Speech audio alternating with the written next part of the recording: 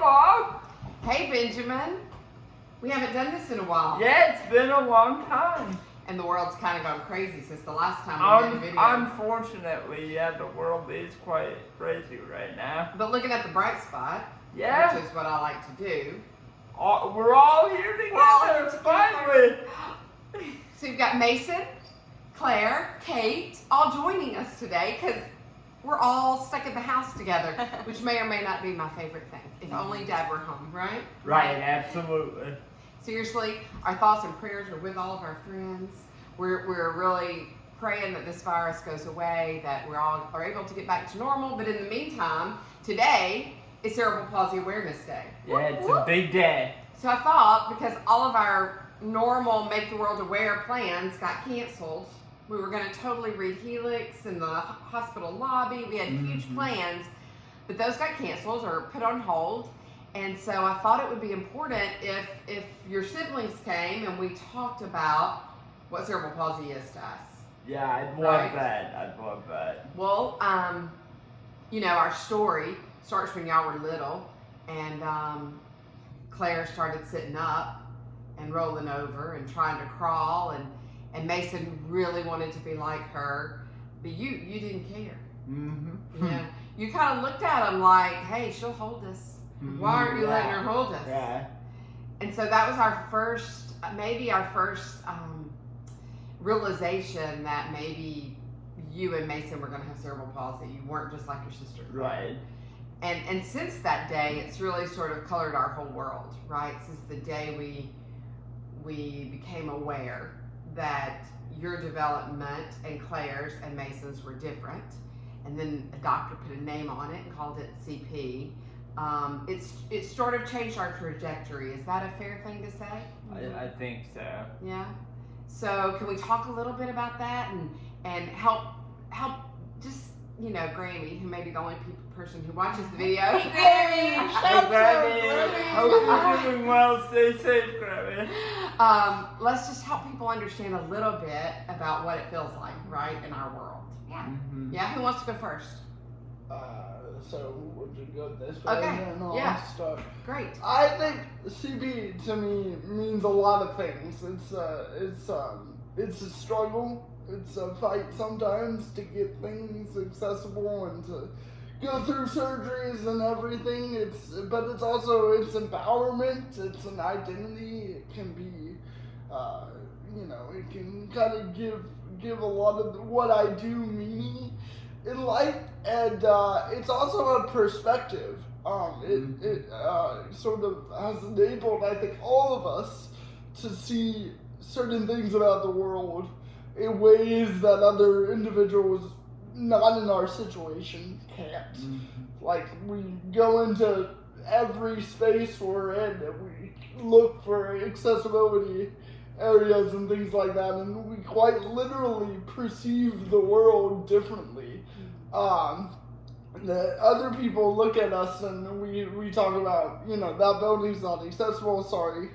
And they're like, oh, I didn't notice that at all, right? So at the most literal sense, it is kind of a sight thing, right? But on the sort of more philosophical sense, I think it also allows us to look at the world having, been in that struggle, and to see, certain good things through that struggle. And so for me, that sort of colors everything I do, even my professional work, which is about sort of disability in the ancient world. And so I look at individuals going through that same struggle 2,000 years ago and how that would be perceived back then, and I'm able, because of my own circumstance, because of my CP, to not only relate in a lot of ways to those individuals, which is a rare thing to do when studying the ancient world, but also to recognize some similarities in my life and theirs, which other scholars not in my situation don't do as well. So it's helped me, I think, kind of carve out a research niche which is always nice in the world of academics. But it's also helped me, like I said, to see all of the history of the world differently. So I'm so proud of you, Mason. I'm proud that you've not let the roadblocks stop you, but you found a way to not just go over them, but to take your cerebral palsy with you over them, so that it does change your world. Now, I don't know that, people watching may not know that you don't use a wheelchair like Benjamin does. You use what we call power sticks. Mom calls power Yeah. sticks. Well, the world does now. The world does. She's trying to start it. Trying 23 years. It's a good meme. It's spreading. So you live independently in Lubbock. You're in grad school. You're teaching. You're learning. I am so glad to have you home for a little bit. We're really proud of you and the way that you overcome. Thanks for sharing. Benjamin, do you want to talk? I know they've heard from you a good bit. Right, but I'm gonna talk about something a little different today from our normal reading sessions, as fun as they are. They are fun, right? You enjoy them. I hope you all enjoy them, and the Talk of Magic School Bus and all that. But I want to talk about how CP, for me, shows off interdependence, and I'm going to tell you two quick stories. The first is actually something I don't remember, but I remember hearing about it a few years ago when Mom was going through all the letters that she wrote. So when we were babies, and we would be eating, and my sister Claire would look over to me and say, "Sit up, buddy." And you still keep me on my toes, don't you? Yeah. Sit up, buddy. Yeah. Maybe not that, but Never stop that. Yeah, but with things like reaching my cup and things. That's true. So that's number one, and number two is a story of when I was in college and my personal care attendant didn't show up, so we had to call. And Mom was out of town. Yeah, Mom was out of town, and so we had to call a friend, and that friend came and helped me get up and out of bed. So both those stories reflect this idea of interdependence. And so often we talk about how, particularly with disabilities, this idea of independence. And of course we want people with disabilities to have the freedom to live the life that they want and to be able to choose their own path. Of course, I hope I'm making that clear. But framing that as independence is not necessarily the best frame, because people were not necessarily meant to be independent. I don't think any of us are, but especially people with disabilities. So when you rely on other people as much as I do, you not only forge stronger friendships, I think you see the broader interdependence that we all have, and we can hopefully make the world a little better. Oh, I think absolutely. I think we're seeing that right now, especially in a world Right, where I agree. we're isolated from each other, but we're still so dependent on each other in our relationships. I think that probably if I was going to share a story about your interdependence, it would be all the way back in second grade when Miss Ramsdale kicked all the adults out of your class and told the students that if they finished their work early, then they got the reward of being your helper. And it totally framed everything. To make being Benjamin's helper a reward, not only set the tone for you to believe that you were worthy of being a reward, but it set the tone for your friends that, hey, it's a cool thing to help Benjamin, right? So I love that idea of interdependence. Yeah, that was wonderful. And I think that's beautiful. Claire, what about you? I know that, being the triplet sister of two brothers with cerebral palsy, my worry when you were little was that, I remember going to your third grade preschool parent-teacher meeting, and your 3-year-old preschool meeting, and your preschool teacher said, "Can she dress herself?" And I just remember being like, "Is that a thing? Because if that's a thing, that would help me a lot. She can dress herself. I'll only have 2. That'd be awesome."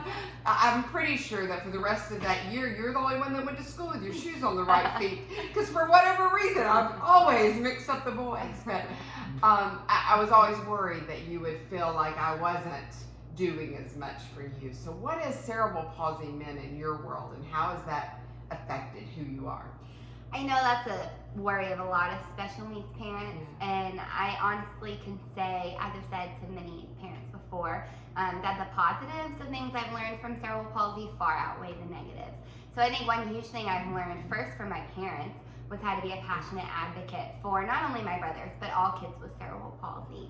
And so getting to watch them fight for services for my brothers, for inclusion for my brothers, I mean, just the incredible ways that they made anything possible to them taught me a ton. And I channeled it in my own way, which looks a little different than maybe my brothers would have wanted their sister following them around our whole lives. See that, buddy? Right, exactly. I have a lot of really strong memories from school, and one of them, my mom actually built an accessible playground at our school because that's just what special needs moms do. And so once we got it built, you know, we were all out there playing together, but we had a special swing that was, in my mind, only for my brothers. And it was only for people with disabilities. PSA, if your child gets in the accessible swing, that is wrong. So I stood outside that swing in front of it and did not allow any other child to sit in the swing. It didn't matter that my brothers might not have wanted to swing 24/7, but I was yelling, "This is for my brothers!" It's true. These are true words. And that's kind of been the theme of my life. A really passionate advocacy that I hope I can continue to use for good, not just semi-bullying of other children. She was only in first grade at that point. Yeah, it's okay. It's gotten better, maybe. But I'm grateful to my brothers for teaching me what CP was, and to my parents for teaching me how to be an advocate, because now I continue to use it in my job, and I will use it as an occupational therapist, and I know it's going to make me a better OT for all the kids that I see. So. Your patients are going to be so blessed by you and your advocacy, and I'm just so proud to be your mom. So Kate, you weren't a triplet. The triplets were 8 when you came along, and I know the 5 of us stood over you and told you what an amazing gift you were, and we continue to do that because you are. My favorite story, though, about you and cerebral palsy, because I know that's not something you really. I have 2 favorite stories. One is that you were 2. You were only 2 when you climbed out of your high chair, up on the wheels of Benjamin's wheelchair, and wiped his chin from ice cream, because I was not wiping between bites, and it was really something you felt passionate about. You were innately created to be a part of this family, and that's always been such a gift. The other story is that you were 3 the first time I caught your fist as it was about to connect with a little boy's nose, because he had said your brother was weird, and you were telling him he was not, and you were going to make sure he remembered that he was not weird. And while I do not condone bullying, in spite of this conversation today, I do No love, bullying in any context, please. I do love that you wanted to protect them. Do you remember either of those stories? I don't, but I feel like I'm thrown out of the bullying, but I do, anytime someone will make fun of someone or say anything negative, I always try to jump in and stop that. Not with my fist anymore, I promise, but. And that is something I see it often. People comment, they think you're the firstborn because you have a sense of leadership about you, and I feel like that has been colored by being in a family with cerebral palsy. It has made you a compassionate friend, and we still think you're a gift every single day. Anything else you want to share about cerebral palsy and how it colors our world? I think we covered the bases pretty well. Well, today the color is green. I don't know if you know that, but as on Cerebral Palsy Day, we wear green as a sense of awareness. If you look, Helix's wheels are even green on Benjamin's shirt and his tennis shoes. Yep. We wear green today, just to say, you know what, this is something that I know that when parents get the diagnosis, I was that mom who had no idea what it meant and needed a crystal ball. I needed a crystal ball. I needed to know what today looks like. So I hope that in our green crystal ball that we're trying to give you today, you can see that just down the road, moms, down the road, cerebral palsy looks really amazing. It looks handsome and it looks smart. It looks like it's changing the world.